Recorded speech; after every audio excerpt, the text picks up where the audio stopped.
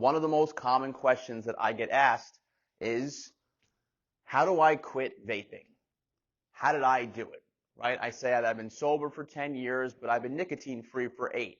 And how was I able to quit vaping? So I'm going to walk you through this process quickly. And then I also have a guide that I'm going to leave with the school that is a PDF that can really walk you through this process.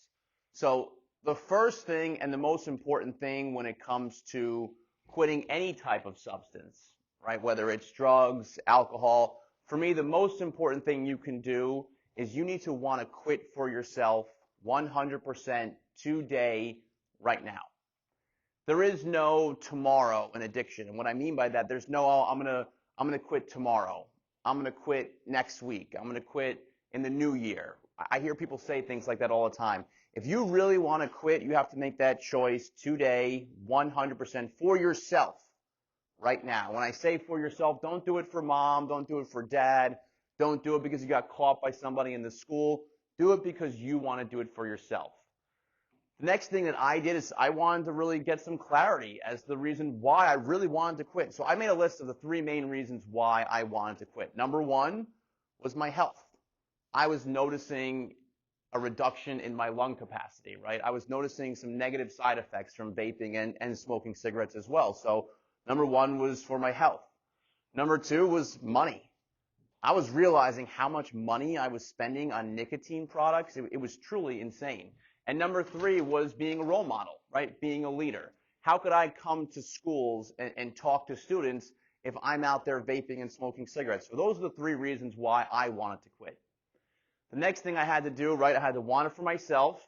I made the reasons why. Now I had to actually believe that I could do it, right? There's a lot of things that I want, but I don't believe I can actually do. By getting to a point in my head, in my brain, where I actually believed that I could do this, it helped me a lot more. But I also had to accept the fact that it was not going to be easy. People ask me these questions all the time, looking for easy, miracle, feel-good answers, and they just don't exist. They don't, right? So I had to accept the fact that it was not going to be easy. It actually makes it easier by doing that, because then when those uncomfortable urges and those feelings come in, you're better able to handle it. The next thing I did is I had to completely clean house, right? Any vapes, any e-liquids, cigarettes, lighters, anything related to it at all had to go. I have students come up to me all the time, they're like, yeah, I want to quit vaping, and I start talking to them, and they're like, yeah, well, I have like 3 vapes at home, but I'm going to keep them there just in case I'm not successful with quitting. You've set yourself up for failure right there. You have got to get rid of everything. Put people on notice. Tell them, not I am quitting, I quit. Let them know. You got to ask for help too. Go to a counselor. If you have supportive friends, you have got to ask for help. You can't just really just do this on your own. It's so important for you to ask for help. I give this example of somebody bench pressing in the weight room, right? So you see somebody bench pressing in the weight room. Let's say they put up 300 pounds and they get it fine. Next time they go for 315 and they're going and they get like halfway up and then like they're struggling and they can't get it up anymore, but they have a spotter. And the person just pushes it up just a tiny little bit. Is that person weak for asking for help? No, they're not. They're smart for asking for help. So don't try and do this by yourself.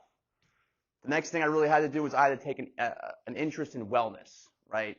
Exercising, yoga, weightlifting, meditation, whatever it is that really works for you, because using those healthy coping skills is really important. Now, when those urges do come in, and they will come in, it's important to have a conversation with yourself, right? So when I have that urge, an uncomfortable feeling, I say to myself, okay, I'm having this urge, I'm having this uncomfortable feeling. This feeling is only temporary. I'm going to go do something to distract myself until that feeling goes away. That can mean calling one of your supportive friends. That can mean going to a school counselor.